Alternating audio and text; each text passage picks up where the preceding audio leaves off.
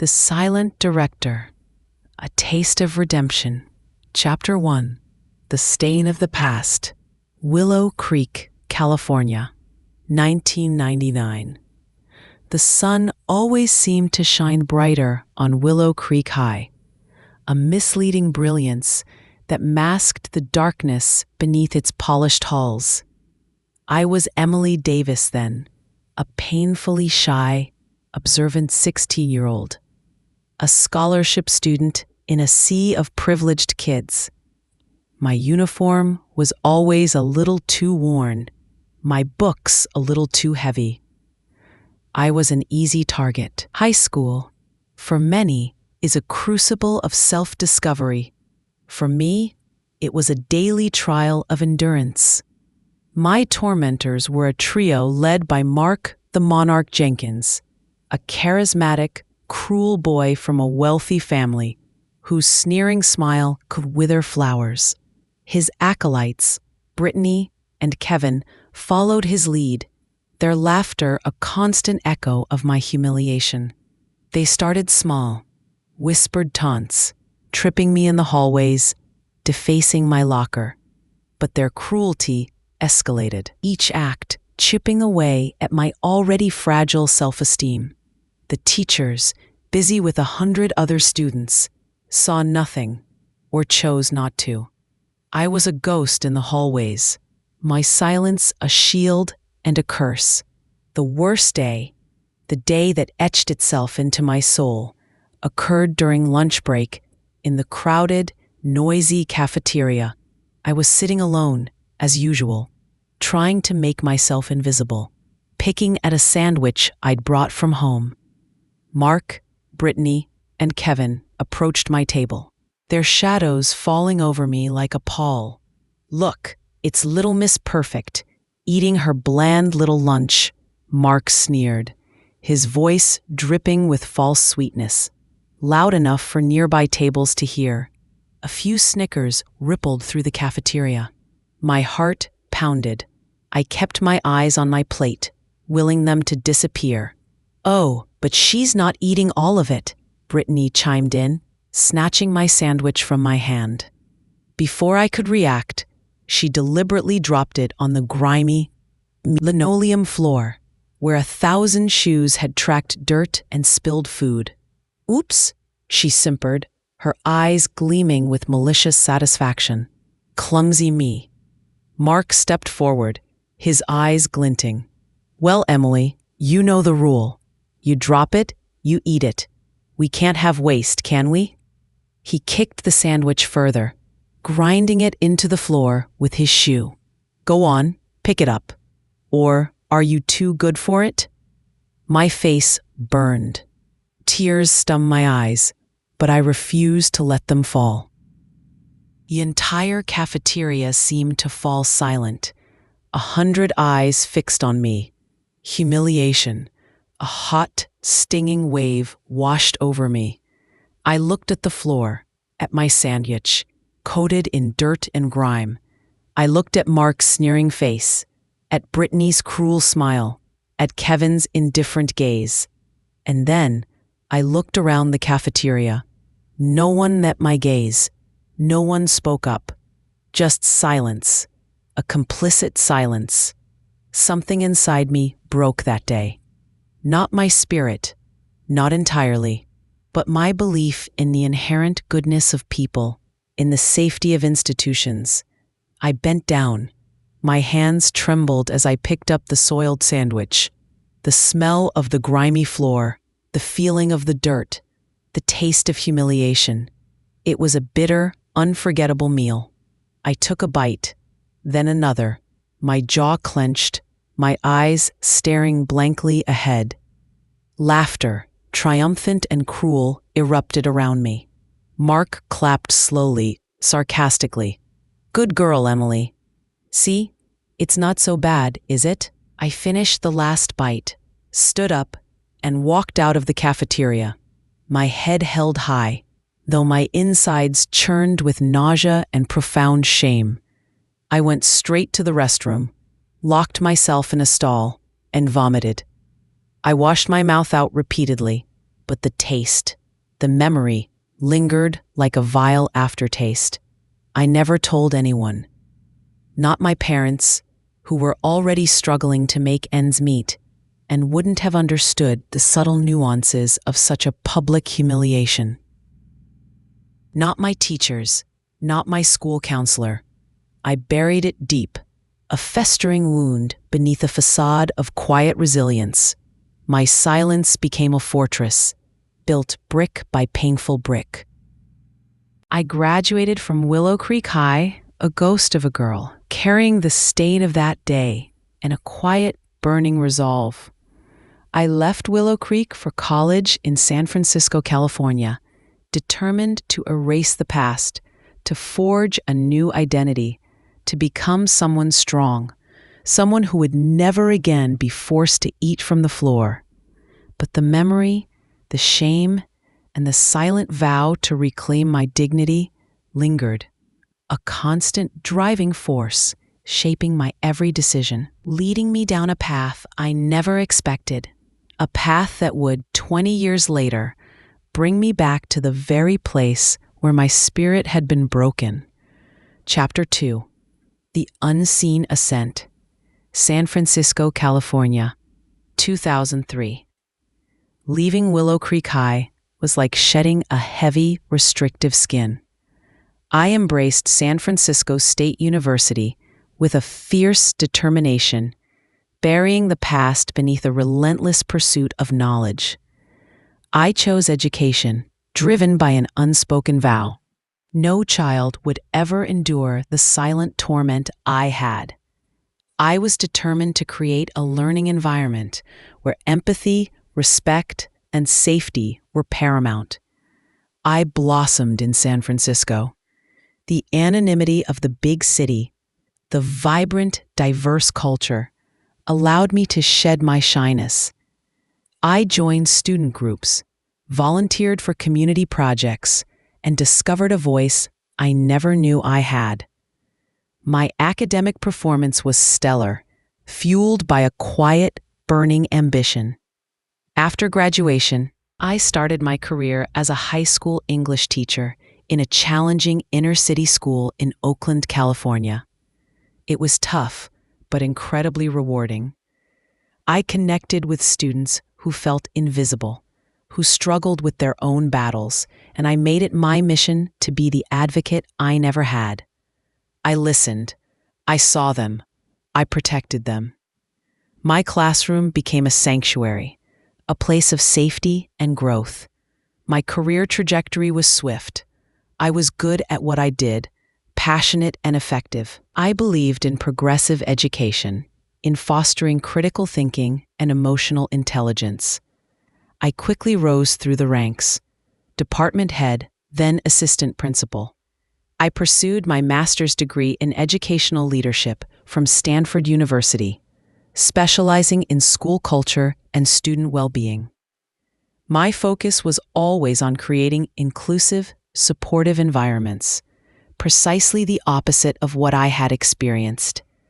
I met my husband, Ben, during my time in Oakland. He was a kind, steady elementary school teacher who saw past my quiet exterior to the fierce passion within. We built a life together, raising 2 wonderful children in a home filled with laughter and open communication.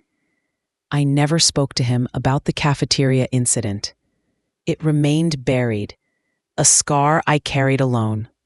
By 2019, I had established myself as a respected educational leader in the Bay Area. I was known for my innovative approaches to school management, my unwavering commitment to student equity, and my ability to transform challenging school cultures into thriving, supportive communities. I published articles in educational journals, presented at national conferences. I was no longer the invisible Emily Davis. I was Dr. Emily Vance, a name that commanded respect. Then the email arrived. An executive search firm based in Sacramento, California, had contacted me. They were seeking candidates for a superintendent position for a small, struggling school district in a rural part of California. The district was facing declining enrollment, low morale, and a reputation for unresolved disciplinary issues. They needed a leader to enact significant cultural change. I scanned the details of the district. My breath hitched. It was the Willow Creek Unified School District, the very district where Willow Creek High, my old tormenting grounds, was the flagship school. A wave of conflicting emotions washed over me. Dread, a cold, visceral fear of returning to the place of my deepest humiliation. But beneath it, a surge of something else. A quiet, almost exhilarating sense of purpose. An opportunity, not for revenge, not for petty satisfaction, but for something far more profound. The position was initially for superintendent, overseeing the entire district. But as I researched further, I learned that the district was undergoing a major restructuring. The current superintendent was retiring, and the high school principal was also stepping down.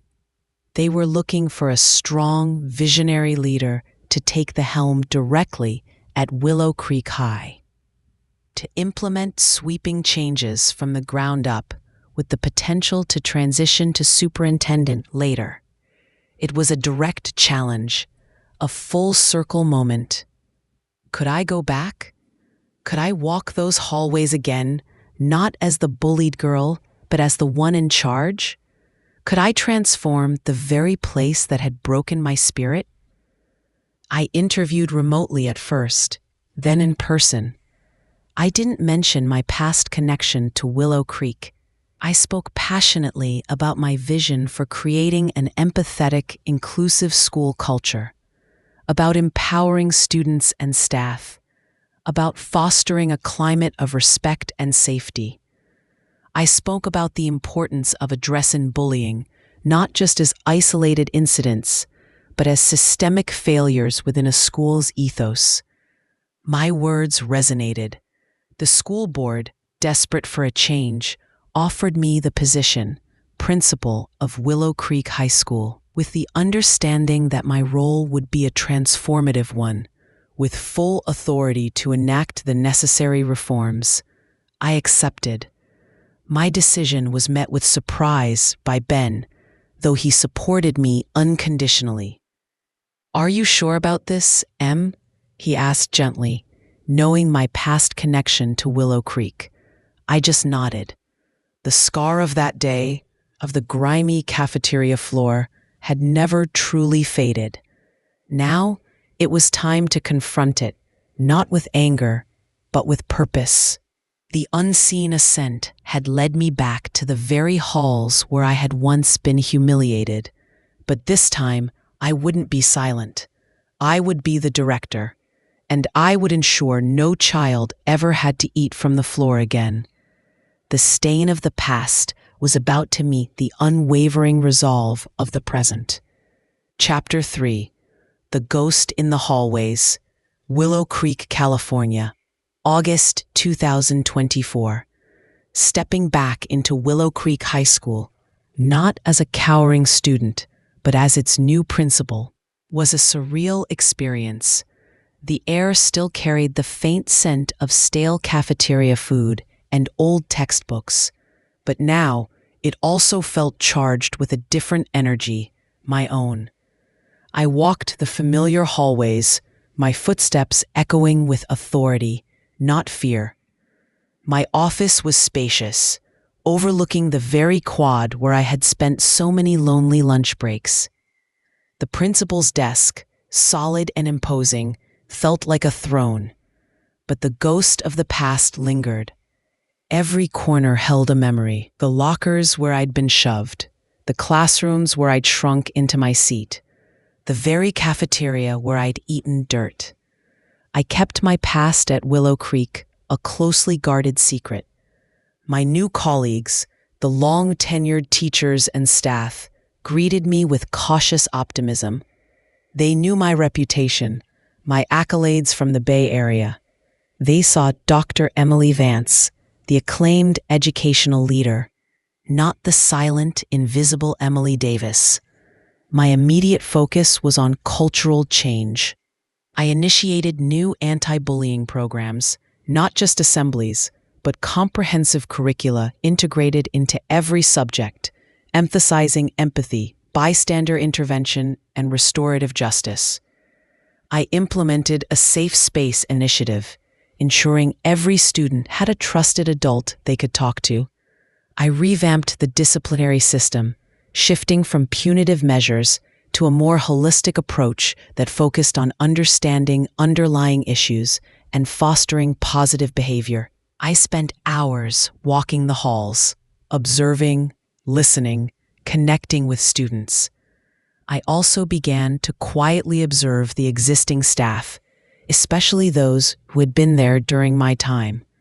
Many were gone, retired, or moved on, but a few familiar faces remained. Miss Davison, my former English teacher, now retired but still substitute teaching occasionally. Mr. Henderson, the gruff football coach, and the cafeteria staff, some of whom looked eerily familiar. My biggest challenge was the legacy of the old guard, the subtle biases, the entrenched ways of thinking that had allowed bullying to fester for so long. I initiated mandatory training sessions on inclusive practices, implicit bias, and creating a psychologically safe school environment. There was resistance, of course, but I was firm. My resolve was unwavering. I remembered the feeling of being invisible, and I vowed that no student would ever feel that way on my watch. The cafeteria, that hallowed ground of my humiliation, became a particular focus. I oversaw a complete renovation, transforming it into a bright, welcoming space with round tables, murals, and a quiet zone. I personally reviewed the lunch menus, ensuring nutritious and appealing options. I often ate lunch there, sitting with different groups of students, listening to their conversations, making myself visible, approachable. But the real test came in the form of a familiar face. About 3 months into my tenure, a notification came from the school board. A new parent volunteer had joined the Parent-Teacher Association PTA board, a prominent local businessman with deep roots in the community. His name? Mark Jenkins. My heart stopped. Mark the Monarch Jenkins. My tormentor, the architect of my deepest humiliation. He was still in Willow Creek. Not only that, but he was a successful, respected member of the community, and now a key figure in the school's parent body. I knew, rationally, that he wouldn't recognize me. The shy, awkward girl was long gone. I was poised, confident, transformed. But the sight of his name, the memory of his sneering smile, sent a cold wave of fear through me. Our first PTA board meeting. He walked in, radiating an easy confidence, shaking hands, cracking jokes. He hadn't changed much. Still handsome, still charismatic, still possessing that magnetic, unsettling charm. His eyes swept over the room, briefly brushing past me, without a flicker of recognition. I maintained my composure, my expression neutral. "Dr. Vance, it's a pleasure to finally meet you," he said, extending a hand, his smile perfectly polite. "I've heard wonderful things about your vision for Willow Creek High." Mark Jenkins. I took his hand. It was cold, firm. "Mr. Jenkins," I replied, my voice steady, my grip firm. "Welcome to the board." Inside, my stomach churned. The very man who had forced me to eat from the floor, who had reveled in my humiliation, was now sitting across from me, smiling, a polite parent volunteer. He had no idea.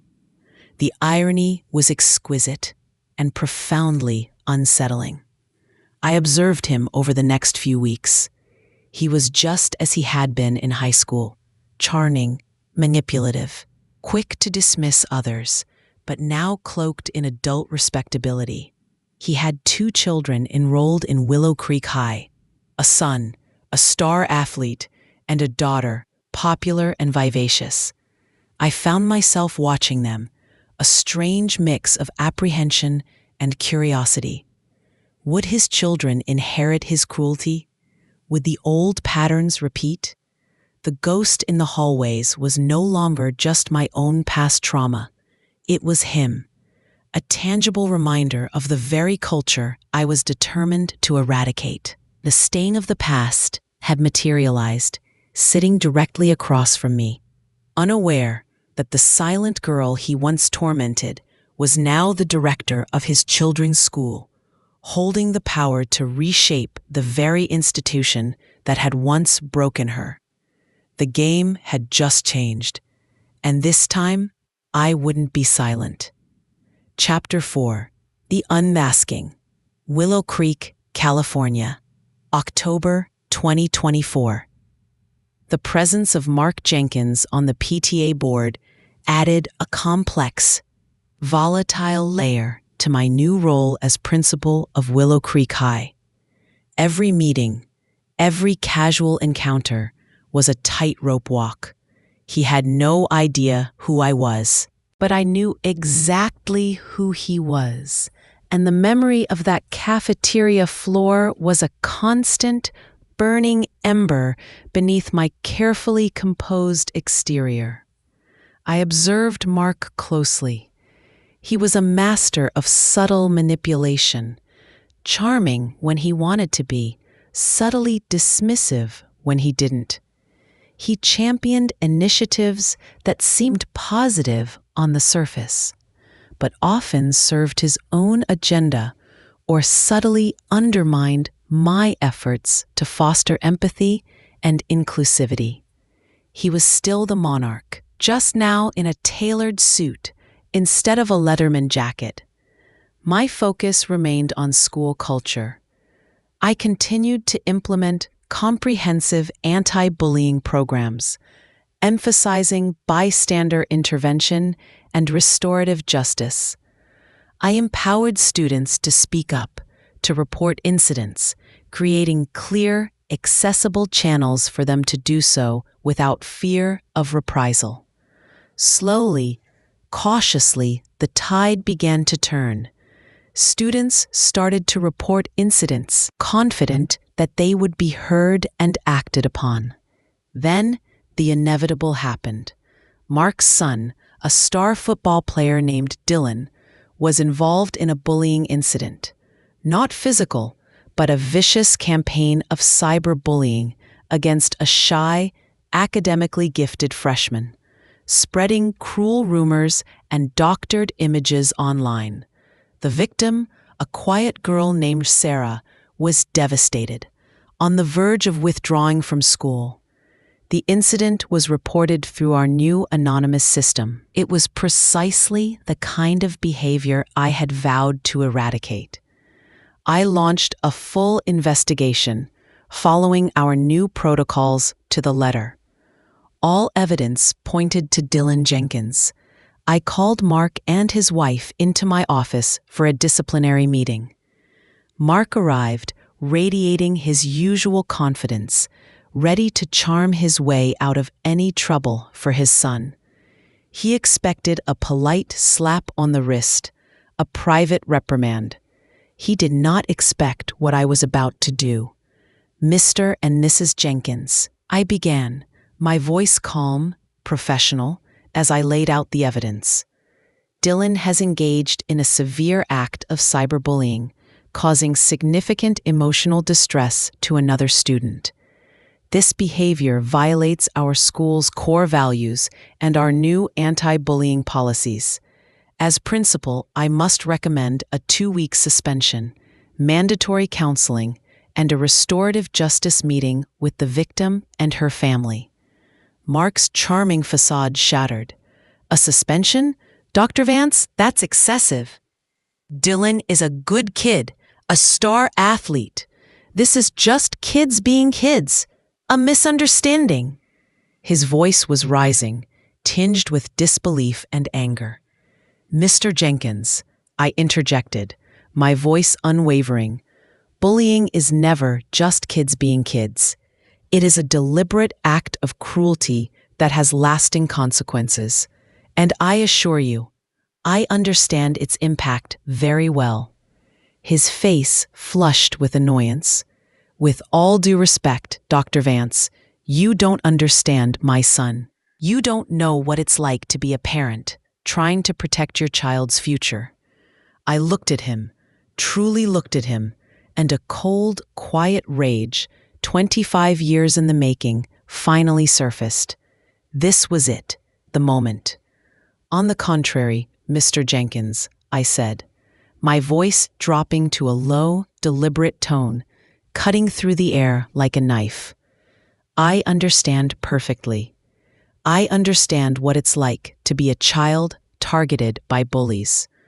I understand what it's like to feel invisible. And I understand what it's like to be forced to eat off a dirty cafeteria floor while everyone laughs and no one, especially the person in charge, does a single thing to stop it. Mark froze. His confident smirk vanished, replaced by utter shock. His eyes, fixed on me, began to widen, a slow dawning of recognition washing over his features. The color drained from his face. Emily? He whispered, his voice a disbelieving gasp. Emily Davis? I held his gaze, my eyes unwavering. Yes, Mark. Emily Davis, the girl you made eat from the floor 25 years ago in this very school's cafeteria. The girl you thought was too silent, too weak to ever amount to anything. His jaw dropped. He looked utterly flummoxed, trapped. His wife, who had been listening in bewildered silence, looked from his pale face to mine, utterly confused. I promised myself that day, Mark, I continued, my voice steady, betraying none of the turmoil inside. I promised myself that if I ever had the power, if I ever had the chance, I would make sure no child in my care ever suffered that kind of humiliation again. That I would create a school where every child feels safe, seen, and respected. And that is exactly what I am doing. Your son Dylan will serve his suspension. He will attend counseling, and he will participate in the restorative justice program. He will learn the impact of his actions, just as I learned the impact of yours all those years ago. Mark Jenkins, the confident, charismatic man, was utterly deflated, stripped of his composure, reduced to the terrified bully he once was. His wife, now grasping the weight of the revelation, looked at him with a mix of horror and dawning understanding. The meeting concluded with a chilling silence. The unmasking was complete. The silent girl had returned, not for revenge, but for justice, for a profound rebalancing of the scales. The stain of the past had been confronted, not on a dirty cafeteria floor, but in the principal's office, where the director, once a victim, now held the power to ensure the past would never repeat itself. The era of the monarch was truly over. Chapter 5, The New Legacy, Willow Creek, California, November 2024. The unmasking of Emily Davis as Dr. Emily Vance, principal of Willow Creek High, sent ripples through the small, tightly knit community. Word travels fast in a town like Willow Creek. The story of the monarch forcing a shy, scholarship student to eat from the cafeteria floor 25 years ago, and that student now being his children's principal, spread like wildfire. The immediate aftermath was intense. Mark Jenkins, exposed and humiliated, retreated from public life. He resigned from the PTA board, his carefully constructed reputation crumbling. His wife, deeply embarrassed, seemed to re-evaluate their family dynamics.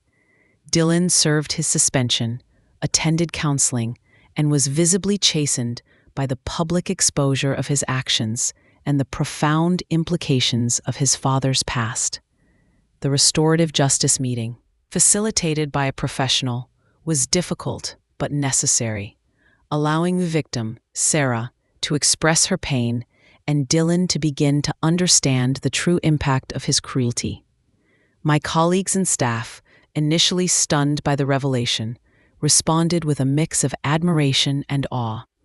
Many approached me privately, expressing their sorrow for what I had endured and their renewed respect for my unwavering commitment to creating a safe school.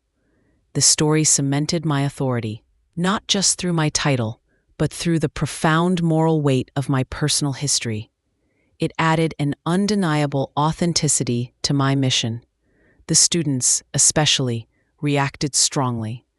The story became a cautionary tale, whispered in the hallways. It created an immediate, tangible shift in the school culture. Bullying incidents plummeted. Students began to feel genuinely safe, empowered to speak up. The Safe Space Initiative truly flourished. There was a palpable sense of change, a renewed commitment to kindness and respect throughout the school. I didn't seek revenge against Mark Jenkins. My actions were driven by a deeper purpose: to break the cycle of cruelty, to ensure no child ever experienced what I did. The poetic justice of the situation was its own reward. Over the next few years, I dedicated myself fully to Willow Creek High. I continued to implement innovative educational programs, fostering a holistic approach to student development. We introduced new mentorship programs, peer support networks, and expanded our mental health services. We focused on celebrating diversity, encouraging individual expression, and building a truly inclusive community. Willow Creek High began to shed its old reputation. Enrollment stabilized, academic performance improved, and student morale soared. The school became a model for positive cultural transformation, attracting attention from educational experts across California. I was eventually offered and accepted the superintendent position for the entire Willow Creek Unified School District, overseeing not just the high school, but all the schools in the community.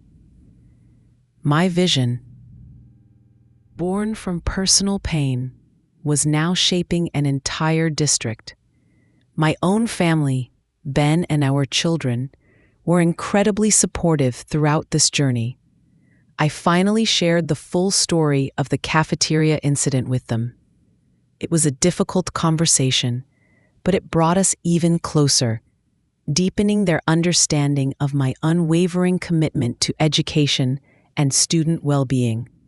Years later, the memory of that day in the cafeteria still lingered, a phantom taste on my tongue.